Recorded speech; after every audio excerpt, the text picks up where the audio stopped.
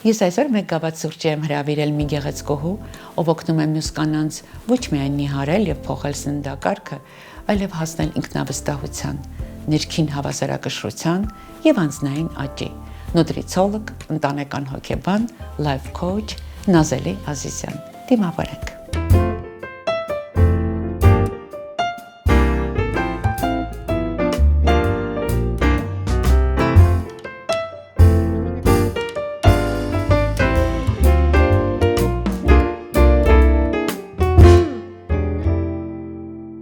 Շատ շնորհակալություն սիրելի Նազելի, որ դուք ընդունեցիք սուրճի իմ հրավերը։ Ես շատ համեղ սուրճ եմ հյուրասիրում եւ քաղցրավենիք Մարաշիից։ Ինչ է ասում նուտրիցոլոգը։ Երբեմն մենք կարող ենք, չէ՞, մեզ թույլ տալ մեղավոր հաճույքներ։ Ողջունում եմ բոլորին։ Միանշանակ սուրճը դեռ երկար ժամանակ եւ դարերի վեր ինքը հենց հաճույքի համար է ծառայել մարդուն, երբ որ մենք իրեն ճիշտ ժամանակին ենք օգտագործում եւ այսպիսի առիթներով բայլելու ժամանցը, ապա այն կարելի է, բայց լինի որպես նախաճաշի մաս, այսինքն առավոտ շուտ մենք սկսենք իրանով, այդ հարցերում այդ ժամանակ արդեն ինքը ի վնաս է մեզ ծառայում մեր առողջությանը։ Իսկ քաղցրը։ Սուրճը քաղցրով իրանք երկուսն է արդեն շաքար են, եթե մենք նայենք օրգանիզմին միանշանակ վնաս է տալիս, բայց էլ եմ ասում, դա սովորություն է, երբ որ մենք օրվա ընթացքում ճիշտ բալանսը պահում ենք եւ երբեմն դա լինի, ոչ թե ամեն օր, չեմ կարծում, որ դա շատ մեծ վնասներ կտա։ Առհասարակ նուտրիցիոլոգները խոսում են նրա մասին, երբ որ դա ամենօրյա բնույթակրում, երբ որ ամեն օր սուրճը քաղցրով, բայց երբ որ շաբաթը մեկ, ամիսը մեկ շատ հարազատ մարդու ես հանդիպում եւ իր հետ սուրճը քաղցրով, ոչ մի վնաս չի տա օրգանիզմին։ Դե այս երեկոն հիանալի առիթ է վայելելու մեղավոր հաճույքներ։ Լավ, քաղցրավենիքը շատ կանանց թույլ կետն է։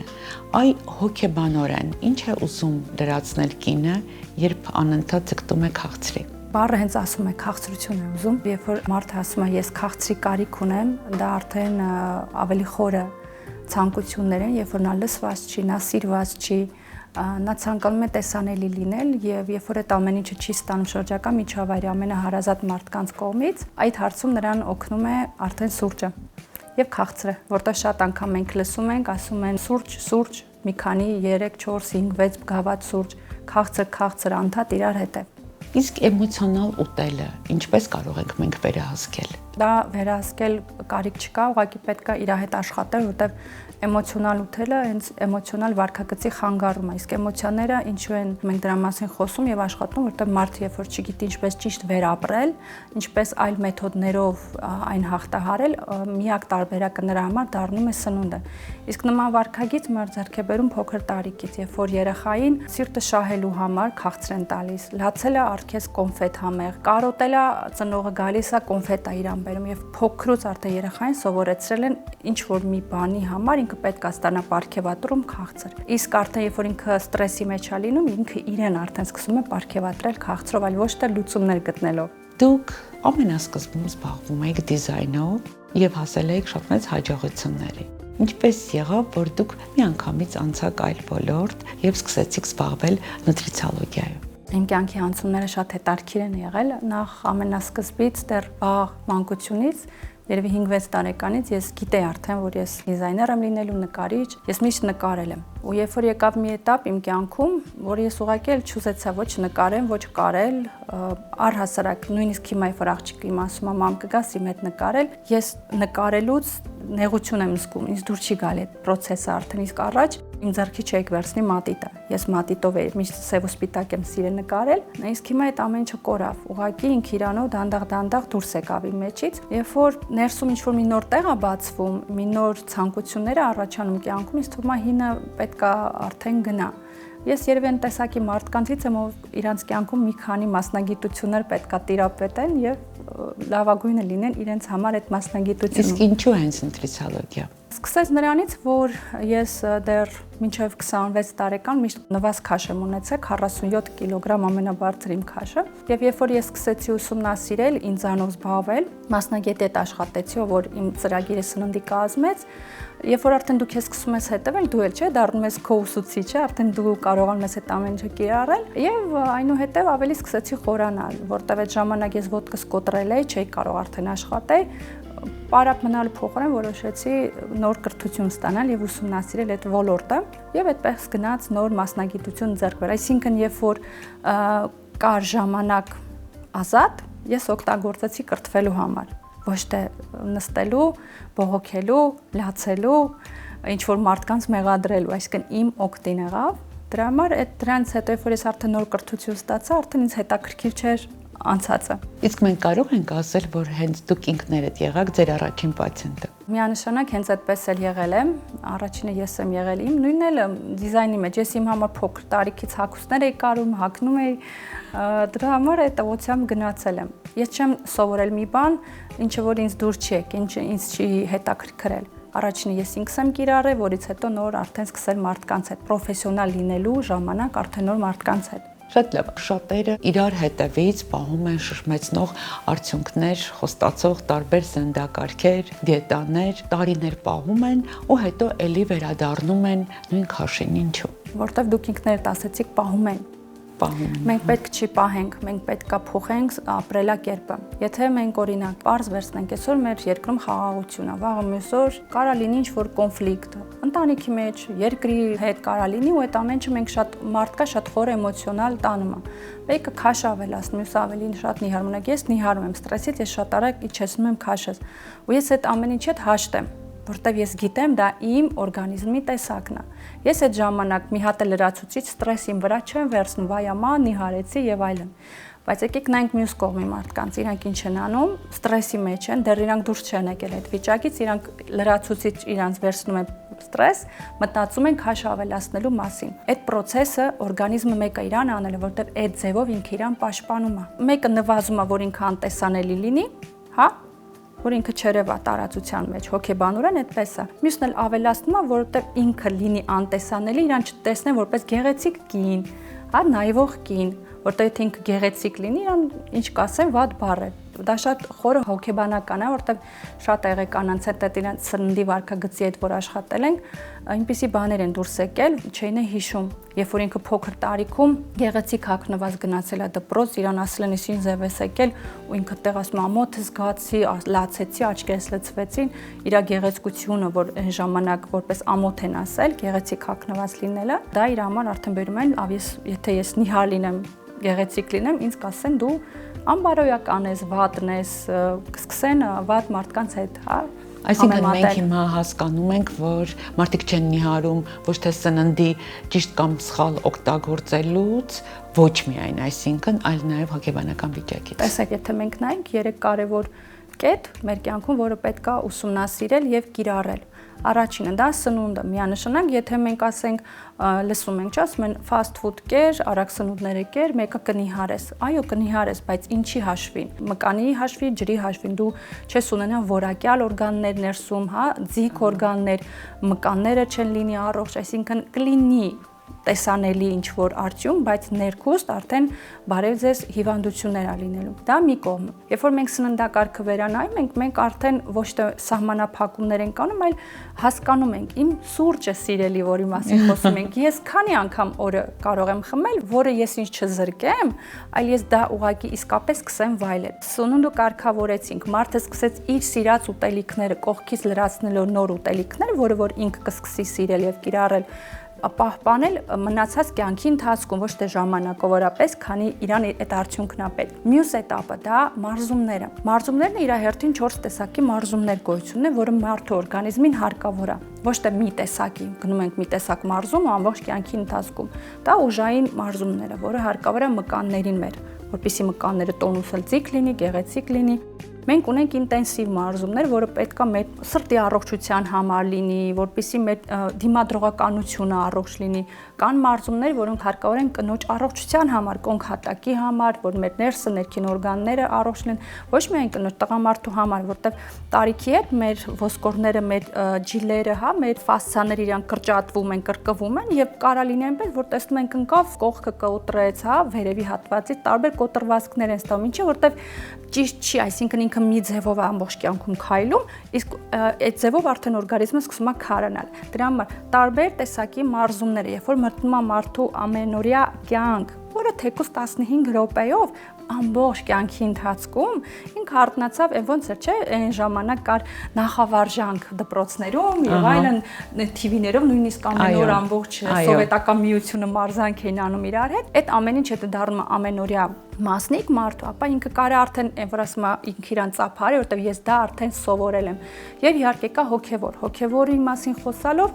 ես ի նկատի ունեմ ինչա սնվում իմ ներսը, իմ միտքը, ինչ ինֆորմացիա է այնտեղ մտնում առաջին հերթին, ում հետ եմ շփվում, ինչ ֆիլմեր եմ դիտում, ինչ գրքեր եմ կարդում, ինչա սնուցվում իմ հոգին, ինչ զգացողություններ է այնտեղ մտնում, շատ կարևոր է։ Եվ եթե մենք տեսնում ենք, որ մարդը իր ամբողջ կյանքի ընթացքում ինքը միայն է ցավ, ամեն ինչը ցավ, ապա ոնց կարա, ինչքան է դու ուտես ճիշտ, ինչքան է դու մարզվես, քո քաշը չի իջնելու, որտեղ ներսը դու արտադրում ես նեգատիվ էներգիա։ Ամեն ինչը իրար հետ շատ կապ ունի, պետք է 3 կետերի մակարդակով աշխատել մարդու հետ։ Հենց այս պատճառով էր, որ դուք ձեռք բերեցիք ձեր 3-րդ մասնագիտությունը, ընտանեկան հոգեբան, life coach։ Այո, որովհետև ինձ մոտ յուրաքանչյուր կին, ով գալիս էր, ամենաշատ պատճառներից մեկը դա էր, երբ որ կինը ցանկանում էր, որպեսզի իրան նկատեն, որպեսզի ամուսին ուշադրություն դարձնի կամ ամուսնանալու է դրա համար։ Հիմնական պատճառը դրսում էր, այլ ոչ թե ներսում։ Ես նայում եմ, ասում եմ լավ, այն ժամանակ, երբ որ դեռ մասնագետ չէ, ասում եմ լավ, ինչքան կարելի է ուրիշի համար սիրուն լինել, ինչքան կարելի է ուրիշի համար նիհարել։ Դե որպես մասնագետ ասում ես, հա, խնդիր չկա, նիհարենք, արդյունք ստանում էին, նիհարում էին 20-30 կիլոգրամ, այնուհետև այդ ամբողջ process-ը անցնում էր, ինչ էր լինում, նորից հետ էր գալի, որտեվ իրանք չունեին նպատակ հանուն իրանց։ Հանուն իր համար չէր նիհարում, ինքը չուներ այդ սովորությունը, որ ես արժեքավոր կին եմ, ես թանկարժ եմ, ես ուզում եմ գեղեցիկ լինեմ, ես ուզում եմ զբաղվածություն ունենամ եւ այլն եւ այլն։ Դրա համար այստեղից արդեն այդ հետաքրությունը գնաց, որ պետք է ավելի խորացված հասկանալ, ինչու կինը իրան չի խորը վերաբերվում, ավելի շատ ուշադրություն դարձնում իր համար նիհարի։ Դու ես չէ եկել այդ քաշին, ինչ ես եկել այդ քաշին։ Իսկ ինչ է կատարվում կնոջ հետ, երբ նա սկսում է սիրել ինքն իրեն։ Դրա հետևում ձեր օրերի աշխատանքն է, բնականաբար։ Ամբողջ իր շրջապատն է առաջին հերթին սկսում փոխվել, վերաբերմունքն է դեպի նրան սկսում փոխվել, մասնագիտությունն է սկսում փոխվել, շատ է իմ մոտ հանդիպել, մասնագետին սկսել են իրենց բիզնեսներով կանայք զբաղվեն, հարաբերություններն են հարազատների հետ շտկվում, որովհետև արդեն չունես սպասելիք եւ չկան մեղավորներ, այլ կա գիտակցություն, որ դու ես կառավարում քո կյանքը, այլ ոչ մյուսները։ Դա process է, որին մարդուն բերում հասցնում եմ ու այն կանայք, ովքեր անցնում են, որտեղ կան կանայք, ովքեր պատրաստ չեն, վառ պատրաստ չեն ու ցավոք սրտի չեն էլ ընդունում, որ պատրաստ չեն։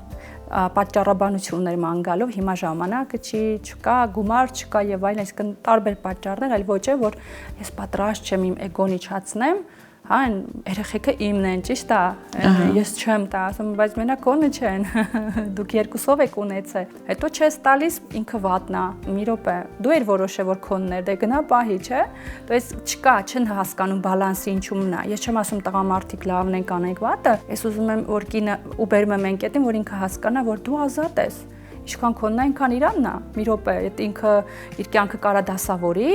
բայց դու ոչ։ Իսկ այ նազել ինձ շատ հետաքրքիր է, ինչ է կատարվում կնոջ մեջ, երբ նա տարիներ շարունակ ապրում է ուրիշների համար։ Մենք տեսնում ենք, վառ ինչ է կատարվում, վերջում հիվանդություններ, քաղցկեղ, շաքարային դիաբետ, այդ լուրջ հիվանդությունները մահացու ինքը լինում են կնոջ մոտ, ով իր համար չի ապրում։ Ուղղակի սրտի խորքում չի ներել եւ այդպես շարունակում է ապրել։ Չի ներել, չգիտեն ներել։ Քաղցկեղով հիվանդանում են մարդիկ, ովքեր ներել չգիտեն։ Ներելը եւ բաց թողնելը շատ կարեւոր է, չէ։ Ներել չի նշանակում, ես ասենց ուղիղ ուզում եմ ասեմ, որտեւ իմ գործի մեջ շատ է լինում, ցավոք սրտի մեր երկրում կան կանայք, ում ծնողն է բռնաբարում, ցավոք կա։ Ու ես իրանց ասում եմ, դու չես ներելու քո հորը։ Դա ներելու բան չի, բայց դու քո մեջ պետք է դա ընդունես ու բաց թողես, որտեղ եթե դու այդ չարությունը քո հետ տանես, դու չես կարող ապրել։ Դու միշտ մնում ես այդ անցյալիդ մեջ։ Այդ անցյալը քո հետ հենց հիմա ներկա է։ Քեզ պետք է չէ։ Պետք է հասկանանք ինչ ես դու այդ ճանապարհը անցել, մեծ ուժ ամեն մեկին չի տրվել այդ։ Ինչ կարաս դու մարդկանց կյանք բերես։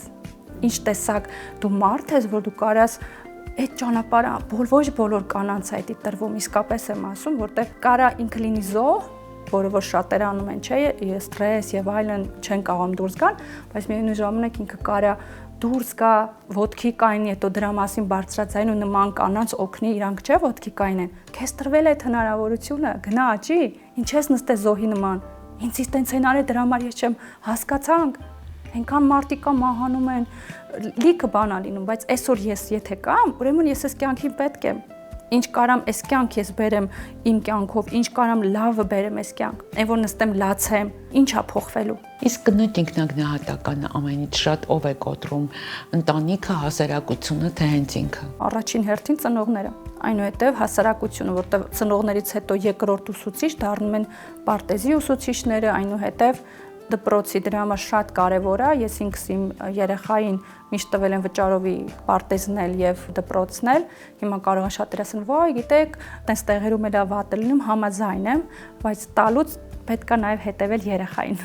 հետեւել, իր հետ խոսալ, նրան հարցնել, տեսնել նրա ուրախությունը, տխրությունը, եթե ծնողը այդ ամեն ինչը բաց է թողում, ինչ ուզեն երեխու հետ կարան անեն։ Դե հետո ձեր երեխան կոնցեպտուալ լավ պարտեզներ եւ դպրոցներ է գնացել, դա շատ կարեւոր է։ Ես միշտ նախընտրությունը տվել եմ, ես կաշխատեմ, որ ինքը լավ կրթություն եւ առաջ գնալ իր լավ լինի, ոչ թե առաջ եմ տանում, այլ մանկությունից պետքա ֆունդամենտը դրվի ճիշտ, որպեսզի ապագայում ինքը ճիշտ կարողանա իրան գտնի։ Նազելի, դուք բազմաթիվ կանանց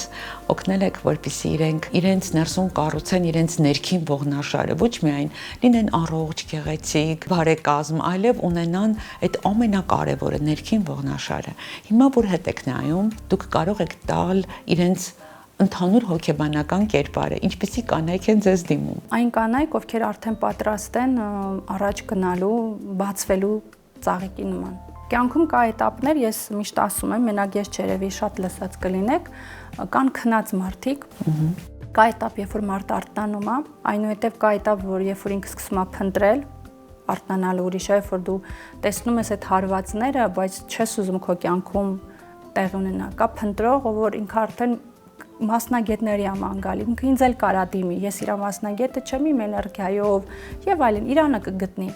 Եվ կա մարդ արդեն, որ ինքը գտավ իր մասնագետին, ինքը անցնում է այդ խորը արդեն վերափոխումը, որովհետեւ մենակով, ես էլ մենակով չեմ անցել։ Թող ոչ մեկին չթվա, որ ասում են, ամեն մարդ պետք է իր հոգեբանը լինի, հարգելիս, եթե դու քո հոգեբանը լիներ, 4 կողմդ ծաղիկներ կլինեին, դու էլ ամպերի վրա կման գայր։ Դրա համար թող չխոսան,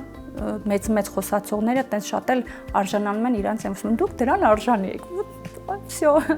ասում դու աղջիկներից ասում են, նազ ասում որ դու չես ասում, դու դրան արժանի ես, ասում մի բանով գլխից տաս։ Հասնում եմ, երեխեք, դուք դրան արժանի եք։ Վերջ։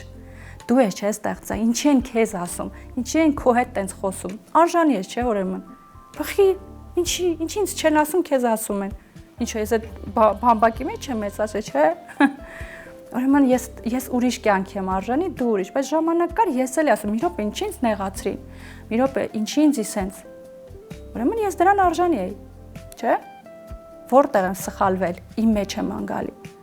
Ոչ թե ինձ մեղադրում եմ, այլ լուրի մեջ գտնում եմ։ Եթե տեսնեմ դիմացի մարդը տգետ է, անգրագետ է, իմ մակարդակին չես ուղղակի կգնամ։ Ես էլ այդտեղ չեմ լինի։ Ես չեմ ապացուցի, որ ես ճիշտ եմ, որտեվ ոչ բոլորին է քո իմաստությունը պետք։ Իմ ժամանակը փող արժի, իմ ժամանակը իմ կյանքից է գնում։ Իմաստը ես ծախսեմ այն մարդու վրա, որ քնած է, արթուն չի։ Քնածին դու երբեք չես կարա ասես ճիշտ խոսքեր, ինքը չի լսում։ Ինքը քնած, ինքը քեզ կապացուցի, որ դու, չգիտեմ, սատանա ես եկել ես իրան խելքը ուտելու, ու քո խելքն է կերել։ Իսկ այդ դեպքում առաջին հանդիպումից հետո ձեր այցելուի եղել է, որ դուք հասկանաք, որ անիմաստ է։ Միանշանակ հենց տեսնում ես, երբ որ մարդը սկսում է արդարանալ, բայց դու չես հասկանում, դու չգիտես, իմս ավելի բարդ է։ Okay, հետո եթե պատրաստ է ինքը գալիս է, բայց միևնույն ժամանակ կա ընթացքում են դուրս մնում, ինչու, որովհետև երբեմն իրականությունը ընդունելը, ճշմարտությունը ընդունելը ոչ բոլորն են պատրաստ։ Իսկ ես շատ ուղիղ եմ աշխատում, շատ ուղիղ։ Ես շատ ուղիղ իրանց ցավեր, իրանց երեսին ասում եմ, դու ես, քեզ դուր է գալի, իսկ իրանք դա չեն ուզում։ Այդ դեպքում մեզ հիմա կպատմեք ձեր ամենահուզիչ հաջողության պատմությունը, հա։ Եթե ինչ-որ օրինակ ասեք, կարող եմ, պացիենտի հետ կապված։ Որտեվ իմ համար բոլոր պատմություններն են հուզիչ, ինչի որտեվ իրանց հետ անցնում ես իրանց կյանքի ճանապարհը շատ են, շատ են։ ամեն մեկի հետ անհատական քայլում ես, ամեն օր կապի մեջ ես լինում, եթե ինքը դրա կարիք ունի։ Կին կա ում հետ ես առավոտից իրիկուն ինքի հետ խոսացել, դե ես գիտեի, որ եթե ես իրան չաջակցեմ հիմա, ոչ թե փրկարար եմ, այլ ինքից դրա համար վճարել է, չէ՞ որ ես իր հետ աշխատեմ։ Իմ աշխատանքի մեջ մտնում է ամեն օրվա աջակցությունը։ Բայց մարդկային ինձ չի խանգարում, ինչի որտեղ իր կյանքում արդեն լցվում է այդ սերը, այդ ամեն ինչը, բայց երբ որ ինքը ընկած է, ոնց թողես մենակ։ Ամենակարևորը այդ ժամանակ պետք չի հարազատներին դիմել, որտեղ հարազատները իրանք չեն կարա ճիշտ խորհուրդ տան ու ճիշտ օգնել։ Ինքն է, չէ, բայց կերտում իրեն այդ ճանապարհին։ Այո, ինքնակերտում, որտեղ մեր բոլոր մարդիկ, ովքեր մեր շուրջը գտնվում են, մեր հայլային անդրադարձն են։ Եթե մենք ցավ ենք զգում դիմացի մարդուց, դա նրանից է, որովհետև ես ինչ-որ միտեղ իմ մեջ ինչ-որ մի բան չեմ ընդունում, որը նրա մեջ կա։ Ու մասնագետը նրա համար է, որ օգնի գտնեք։ Բայց կան որոշ կանայք, որոնք թվացial դրսից շատ ուժեղ են լինում, բայց ներսում շատ կոտրված։ Այդ հարցը շատ է տրվում ու միշտ քննարկման թեմա է, որ կանայք կան, ովքեր կհամաձայնեն, կանայք կան չէ, բայց ուժեղ կինը դա նա չէ, ով դրսից է երևում ուժեղ, այլ ուժեղ կինը նա է, ում ուժը աննկատելի է, ով ինքը ցույց չի տալիս, ինքը ուղղակի անում է իր ուժը ցույց է տալիս, իր ընտանիքի ներսում, իր գործերում, ինքը ապացուցելու բան չունի, օքեյ, խնդիր եղավ, կարա լինի, հանգիստ, առանց պայքարի։ Իսկ նազել է ինչա են կանայք, որոշ կանայք անընդհատ հայտնվում զոհի դերում։ Կնոջը իր ծնե բնությունից տրված է լիդեր լինելու ունակությունի ծնե։ Յուրաքանչյուր կին ինքը լիդեր է։ Բայց կա լիդերի երկրորդ տեսակը զոհ։ Երբ որ իրան չեն դաստիարակում կյանքում լիդեր լինել, ղեկավարել։ Կինը ղեկավար է։ Ինքը պետք է տուն ղեկավարի, ճիշտ է, կապ չունի։ Տուն ղեկավարել դա նույնպես հմտություն է։ Դա միայն ճաշեպել չի, լվացկանել չի, դա այդ բալանսը այնպես պահել, որ հարգանք լինի, լսված լինեն, կարգ ու կանոն լինի, դու քո ժամանակն ունենաս, ամուսինը քո համար ունենա ժամանակ, դու նրա համար, երեխաների համար, դες բալանսը կարողանաս պահել։ Ու դա շատ ուժեղ լիդերական որակ է, որը կնոջն է տրված։ Տղամարդը չունի։ Որ ասում են տղամարդը լիդեր, տղամարդը ուրիշ կողմերով շատ ուժեղ է, ինքը արարում է, ինքը ստեղծում է, ում համար, մեր համար։ Բայց կնոջ սխալի պատճառով, այդ զոհի պատճառով տղամարդը ինչ է սկսել անել, միայն փողով մատակարարել, գումարով կնոջը։ Ես դե աշխատում եմ, դու պիտի այդ սաղ անես, ընդունել ես, զոհես։ Չկա, որ գիտես, հարգելիս, արի հասկանանք, ես ուզում եմ հանգստանամ, ես կնոջ ասում եմ, ունի մեծ երեխաներ, ուսանող աղջիկներ ունի։ Քանի անգամ ես տարվա մեջ գնում մենակով քո համար հանգստանալ։ Ես մենակով ոչ մի տեղ չեմ գնում, կկորեմ Երևանում։ Կկորի Երևանում, ով է կորում քաղաքում։ Ով է կորում քաղաքում, երեխան։ Դրա համար իրան զերատալի լինել զոհ, բոլորը մեղավոր են, կիսուրս վատներ, ամուսինս մանեկող էր, ես այնքան լավ մայր եմ, դրա համար հանուն երեխաների ես կապրեմ։ Դու զոհ ես։ Դու լավ մայր չես։ Կամ որտեղ է գրված լավ մայր լինելու պունկտերը, կարող ես ցույց տալ։ Որտեղով է գրված, որ զոհ լինելը դա լավ մոր որակ է։ Չկա տես բան։ Արի մենք հասկանանք, ես որտեղ եմ ինձ սիրում, ես որտեղ եմ իմ ժամանակ ինձ չկա, այսինքն ես առաջնային գոյություն չունի։ Իսկ Աստվածաշունչը նույնիսկ ասում է առաջինը դու ես։ Իսկ որտեղ է սահմանը, հա, կնոջ իրեն սիրելու եւ եսասիրության։ Ամեն մեկի սահմանը տարբեր է, չենք կարող համեմատել, ասենք սա է եւ վերջ, որտեվ ես մի ձև եմ ինձ սիրում, դուք մի այլ ձև եք ձեզ սիրում։ Բայց որն է եսասիրությունը, երբ որ օրինակ ես մտնեմ, ասեմ, քո բաժակը ավելի լավն է, կտաս այդ ինձ։ Փոքր նյուանսներ, բայց արդեն նկատվում որ եսասեր է։ Կամ գնացին, գնում ենք ինչ-որ միտեղ, դու ուրիշ ուտեստ ես սիրում, ես ուրիշ ուտեստ, ես պարտադրում եմ, որ դու ընտրես այն ինչ-որ ես եմ սիրում, այսինքն ամեն ինչը դեպի ինձ է գալիս։ Դա արդեն եսասիրություն է։ Դուք կերաք առանց ինձ, ու դուք ինձ չեք սիրում, եսասիրություն է։ Բայց սոված էր մարդին, հիմա կարար ուտեր, կարամ չասեմ, բայց լավ է դուք կերել եք։ Всё, ես հեսա վրազ ուտեմ, միանամ ձեզ։ То есть չկա պարտադրողություն, չկա այդ ճահիճ են, որ եսս դե դուք ինձ չեք տալիս տեղ, պարտադրում են, դա եսասիրություն է։ Ինքնասիրությունը առողջ սեր է։ Առողջ սեր է, որ վայ դու կուշտես, ինչ լավ է դու կուշտես, ես արագ ուտեմ, ես ինձ սիրում եմ, ախր ես պետք է ուտեմ, չէ՞, սոված եմ։ Ոնց կարամ հաց չուտեմ, չեմ ասում, դե լավ դուք կերել եք, լավ է, կարե ոչինչ, ես չեմ ուտի։ Սա է զոհն է։ Ես անընդհատ շեշտում եմ կանայք, որովհետև ձեր այցելուների մեծամասնությունը կանայք են, չէ՞։ Այո։ Միջարիք էլ, հա, կնոջ աշխարհից դա համեմատվելն է, որը էլի բերում է ավերածությունների ներսում։ Ամեն ինչին կարելի է նայել որպես չարիք, բայց եթե այդ ամեն ինչին նայենք որպես բարիքի կողմից եւ որ տարբերակում նայենք, այդ դեպքում այո։ Օրինակ, եկեք նայենք լավի կողմից այդ հարցին։ Ես ինքս ինչ տեսակ կանանց կհետևեմ, ովքեր իմ տեսակն են, ովքեր ինձ նման են, ընտանեկան են, ովքեր հանգիստ են խոսում, ովքեր սիրուց են խոսում, ովքեր կոնֆլիկտ չկա, ովքեր չեն պարտադրում, այսինքն ես իմ նույնիսկ սոցցանցերը ինձ շրջապատում եմ այնպիսի կանանցով, ումից ես ինչ-որ սովորելու բան ունեմ։ Նույն ֆիլմեր դիտել, ես սիրում եմ օրինակ Սոֆի Լորենին, ինչ որ նայում ես թեթև, կանացի, կապ չունի ինչ կերպարներ ա տանում, իր պահվածքը, իր վարքագիծը, то есть այն ինչը որ այն մարդկանցում ես նայում եմ, ես ինչ որ չափով նմանվում եմ, չէ՞ իրանց, բայց ինձ դուր ա գալի։ Դրա համար ես եմ ընտրում։ Մենք կարող ենք ընտրել, հա, այնպիսի կանանց, ովքեր որ ռոպագանդում են, չգիտեմ, կինը ամենագլխավորն է, ոչու մենք ենք այստեղ որ կանք, հա, տղամարդիկ ոչ մեկ են եւ այլն, կամ նույն տղամարդիկ հակառակ անեն, այնտեղ կոնֆլիկտ է, չէ՞ լինում։ Ես դες մարդկանց հետ չկամ, իմ շրջապատում իրանք չկան, եթե հանկարծ միանի միտեղ հայտնվենք, всё ինքին մեջ չի կարա, որովհետև իմ էներգիան ուրիշ է, իրանը ուրիշ է։ Կոնֆլիկտային մարդկանց հետ ես ընդհանրապես չեմ շփվում, դա իմ ընտրությունն է։ Դրա համար, երբ որ մենք խոսում ենք նրա մասին, պետք է նայել ես անձամբ ում եմ հետևում։ Դա նորմալ է ու պետք է կինը հետևի առողջ կանանց, որտեղ առանց դրա չի լինի։ Բայց չհամեմատվի, չէ՞։ Երբ որ դա լինում է, ոնց որ դուք ասեցիք, ոչ առողջ ձևով, այսինքն ինքը ունի, ես չունեմ, ինքը արեց, ես չարեցի, դա համեմատություն է։ Բայց եթե ես նայում եմ, ասում եմ, ինչ գեղեցիկ է Նաիրան, այ ինձ տենա սկսած ես ծևի հագուստը, ես կգնամ, ես կուզենամ հագնեմ, տեսնեմ, ինձ սկսած է այդպես, բայց ես չեմ համեմատվում, ես չեմ կարող ձեր տեսք ունենամ։ Ուրիշ բան է, երբ որ ես անընդհատ ձեզ եմ կրկնում, դա համեմատվում եմ, իսկ այդտեղ դու երբեք հաղթող չես։ Ես միշտ Նաիրան առաջ լինելու ես իրա հետևում։ Ու նաև մանավանդ, երբ մենք նայում ենք հայելու մեջ ու չենք ընդունում այնտեղ արտացոլվող մեր կերպարը, մենք չենք կարող հաջողություն ունենալ կյանքի որևէ բնագավառում, չէ՞։ Կնոջ ամենակարևոր ու միակ կետն է, որից պետքա կինը սկսի ընդունել իրան։ Լսել եք, չէ՞, ասում ենք ընդունի այնպես ինչպիսին կաս, բայց ինչ ենք տեսնում, կինը գնում է, էլ եղունգներն է դնում, մազերն է երկարացնում, թարթիչներն է դնում, չգիտեմ, այնտեղ բերանն է, տղամարդիկ ինչ-որ բան դնում են իրանց վրա, չէ։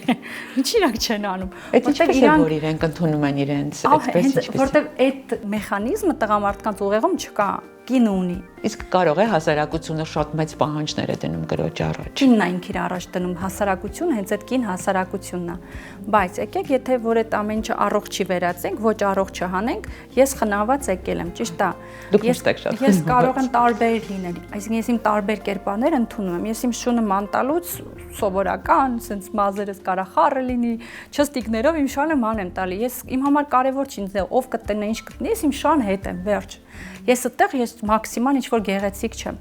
բայց միևնույն ժամանակ մենք տեսնում ենք ոնց որ դուք ասեցիք կանայք, ովքեր նույնիսկ այդ շան մանտալուց քսված են, ներկված են, կաբլուկներով, չգիտեմ ինչ, հանկարծ իրանց տգեղ չտեսնեն, այսինքն ինքն է իրան տեսնում առանց այդ ամեն ինչի տգեղ։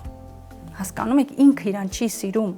բայց ես ինձ ամեն ձևով սիրում եմ, ամեն ձևով ընդունում եմ, դրա համար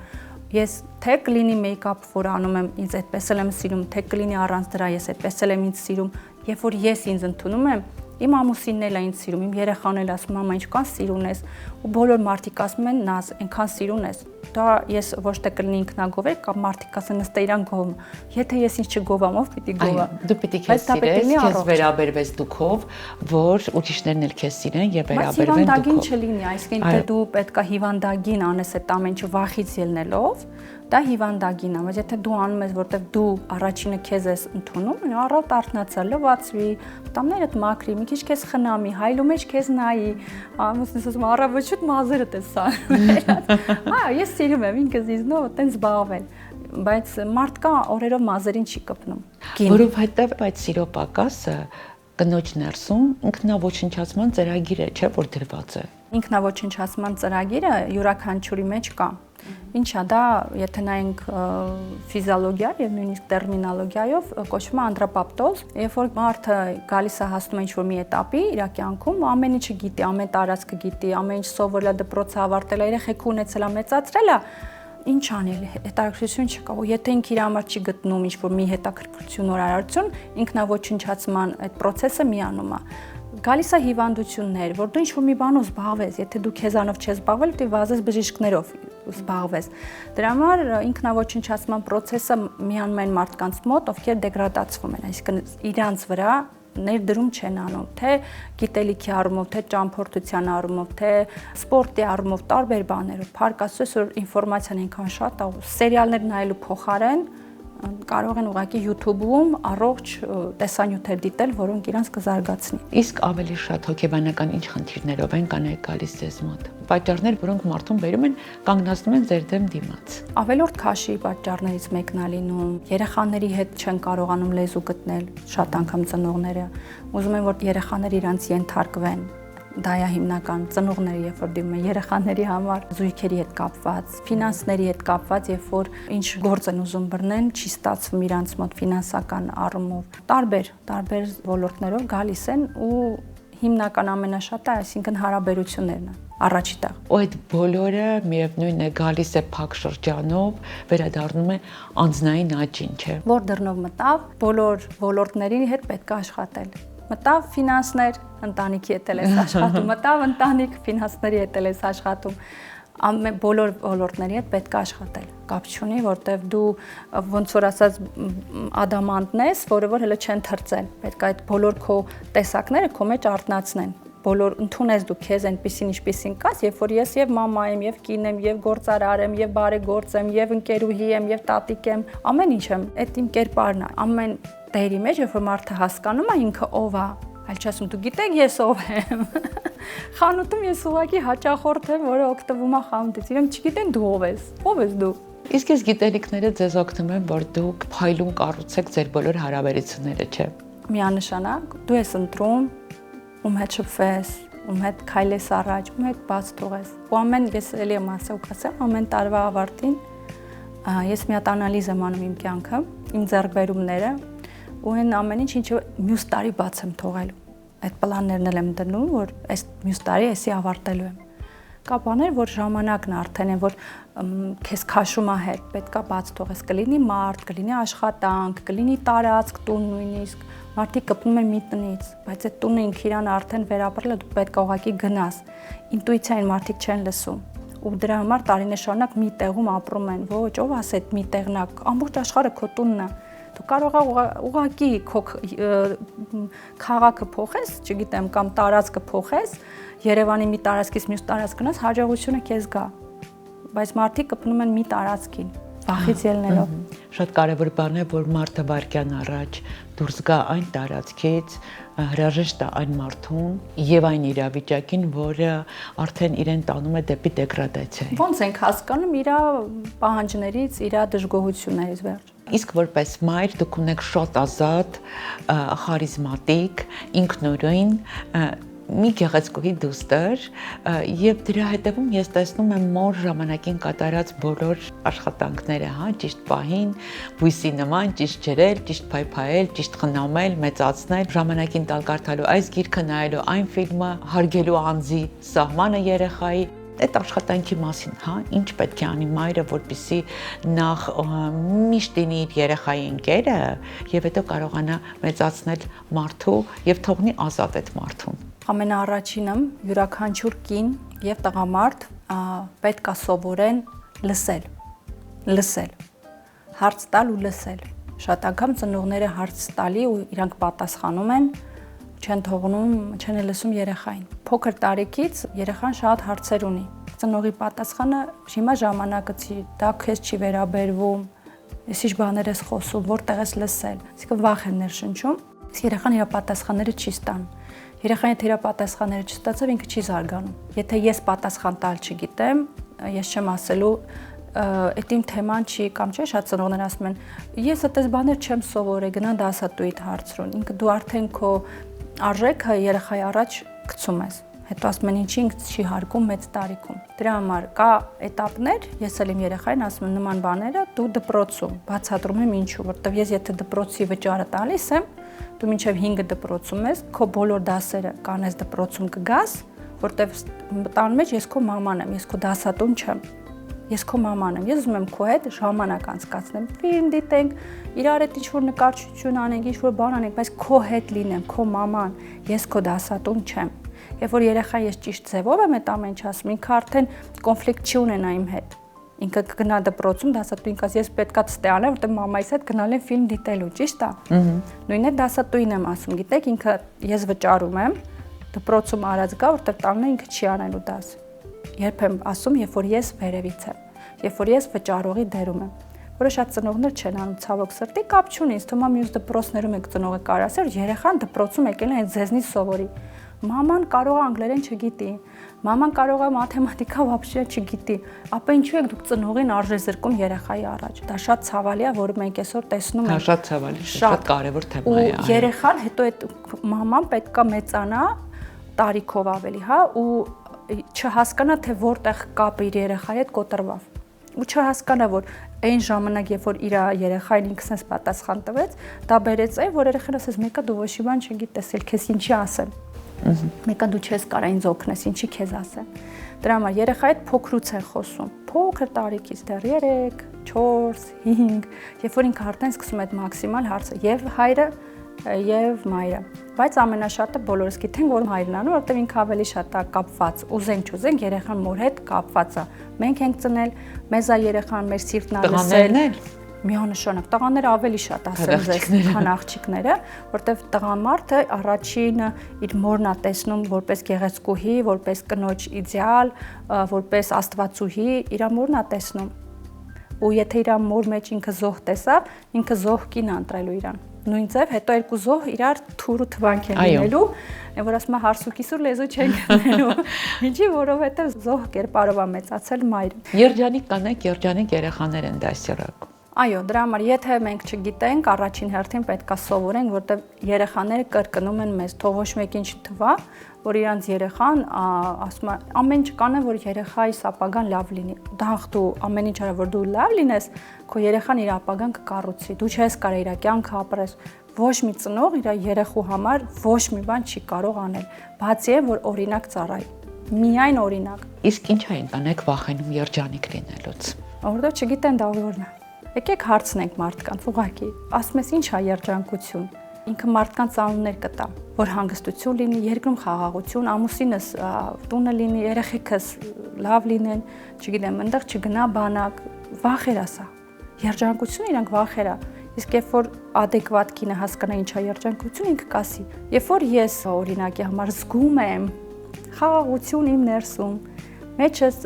սեր կա, հոգատարություն կա, երբ որ իմ երեխեն մի բաժակը գցում ջարդում, այնքան հոգատար եմ իրան վերաբերում, այնքան հաճելի է, որ ինքը դրանից չի վախենում։ Երբ որ ես սպասում եմ ամուսինս տուն գա, իրան այնքան համոբաներ եմ պատրաստում, երբ որ գալիս եմ տուն, տնում եմ ամուսինս իմ համար անակնկալար է։ Երբ որ իմ ամուսինը ինձ հրավիրում է ինչ-որ միտեղ, երբ որ ես եմ իրան ինչ-որ միտեղ հրավիրում, երբ որ ես իմ ծնողների համար ասենց անակնկալ եմ, երբ որ երեխաներս իմ համար են, երբ որ մենք ընտանիքով այստեղ ենք, դու չկա պատմություն, որ ես լսեմ ու ասեմ դու երջանիկ մարդ ես, չգիտեն դա ինչ է, իրենք գիտեն դա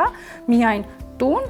դպրոց տանել, բերել, չգիտեմ ու վсё, մեկ է հարսանիքներ եթե լինի գնան։ Բայց դուք նախ ինքներդ անընդհատ կատարելագործվում եք եւ համաշխարհային որևէ նորություն այն ամեն ինչ ձեզ պետք կգա բաց չեք թողնում եւ ինքներդ էլ շռայլորեն կիսվում եք եւ հենց դրա համար էլ ստեղծել եք ձեր ակադեմիան, չէ՞։ Այո։ Բազմաթիվ ոդքասթեր եք նկարում, բազմաթիվ իվենտներ եք ունենում։ Այո, ակադեմիան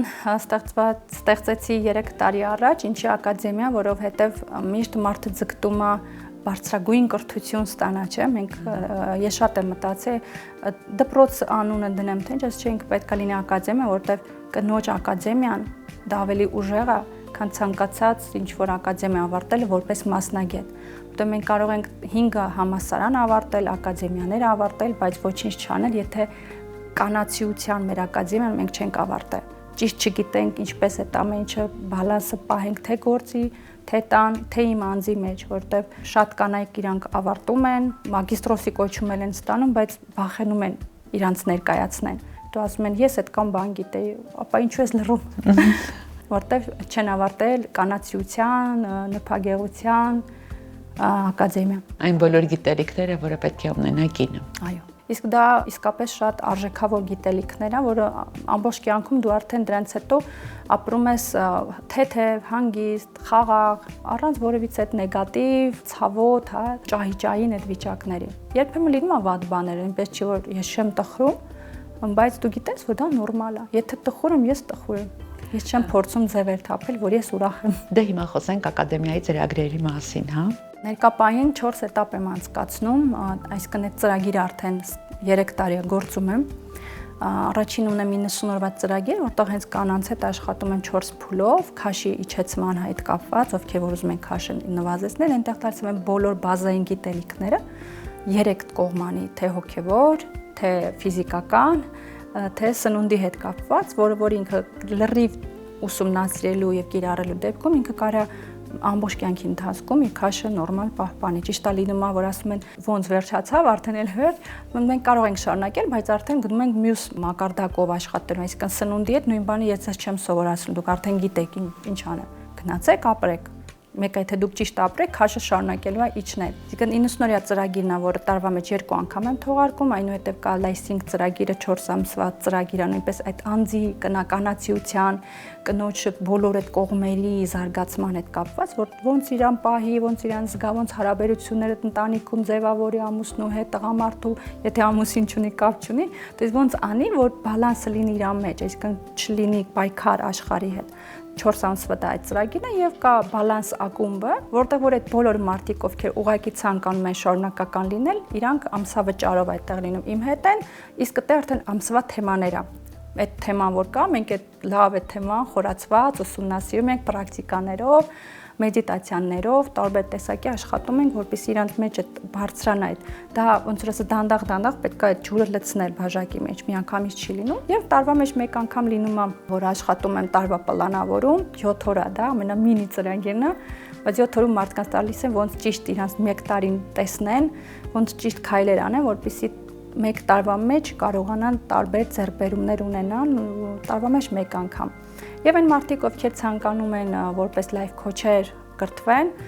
մեկ անգամ տարվա մեջ ունենում եմ նման պրոյեկտ, որտեղ որ 6 ամսով կրթում եմ եւ արդեն իմ նոմը մասնագետներ դարձնում։ Վերջերս էլ մենք մասնակցեցինք ձեր իվենթին, կնոջ 5 մարգարիտները, այս ֆորմատն էլ է շատ հետաքրքիր եւ թեթև է եւ շատ խորի գիտելիքներ է փոխանցում, գեղեցիկ, էսթետիկ, շատ հաճելի միջավայրեր, մենք ներկաներս ստացանք ամեն ինչ։ Այո, նման իվենթները կնոջը հարկավոր են եւ իր նպատակն է, որպեսզի կինը սովորի, հասկանա, թե ինչն է իրան լիցքավորում, որտեղ կինը չգիտի լիցքավորվել, ինքը միայն տալիս է իր էներգիան դուրս, իսկ եթե չլիցքավորվի, ինքը սպառվում է, հետո տեսնում ենք ագրեսիա կնոջ աչքերում, թախից, ցավ, ինչ որ քննարկում ենք, դրա համար հարկավոր է մեթոդներ տարբեր, որպեսզի ինքը սկսի լիցքավորել իրան, ինքը իրան ուղղակի մի քանի ժամ անջատվի այդ իր սովորական կյանքից, որը ունի, ոչ թե իրան արժեզրկում ենք այն ինչը որ ունի, ընդհակառակը թույլ ենք տալի լիցքավորվի, որպեսզի ինտեղ այդ սերը տանի ու փոխանցի։ Իհարկե, որովհետև կյանքի կարևոր օրենքը դա հավասարակշռության օրենքն է։ Հենց դա խախտվում է ամեն ինչ։ Ամեն մեկիս մեջ է խախտվում, որովհետև երբեք ես միշտ ասում եմ, հավասարություն աշխարհում չի լինելու։ Ես չեմ փնտրում աշխարհում հավասարություն կամ ինչ-որ մարդկանց հանդեպ հավասարություն, ես իմ մեջ եմ իմ հավասարությունը փնտրում։ Եվ եթե ես ինքս իմ մեջ բալանսի մեջ եմ գտնվում, ապա աշխարհը ընդունում եմ այնպես, ինչպիսին ինքը կա։ Շատ շնորհակալություն սիրելի Նազելի, այս գեղեցիկ օրվա համար։ Ինքան շատ բաներ իմացանք ձեզնից, շատ հետաքրքիր զրույց ունեցանք եւ ես կարծում եմ, որ այս հանդիպումը այսպես վառ կետի նման կմնա թե իմ հիշողություններում, թե բոլոր նրանց, ովքեր որ կմիանան այս հանդիպմանը, հրաժեշտին ես Մարաշի այս շքեղ հավաքածուն քաղցրավենիքի տանը կվայելեք եւ ամենակարևորը սիրելիներս ուզում եմ ասել, որ ունենք մեկ կյանք եւ այդ մեկ կյանքի համար մեկ մարմին։ Ուրեմն մենք պետք է ամեն օր սիրենք, փայփայենք այդ մարմինը, ամեն ինչ անենք մեր հոգու, մեր մտքի եւ մեր մարմնի կատարելության համար։ Ամենակարևորը ցանկանում եմ, որ յուրաքանչյուր կին իր հոգու խորքում սկսի լսել իրեն, իր ինտուիցիային վստահի եւ չվախենա, ուղղակի սկսի դանդաղ ուսումնասիրելով ակնից արթնանալ, ինչը ամենակարևորն է։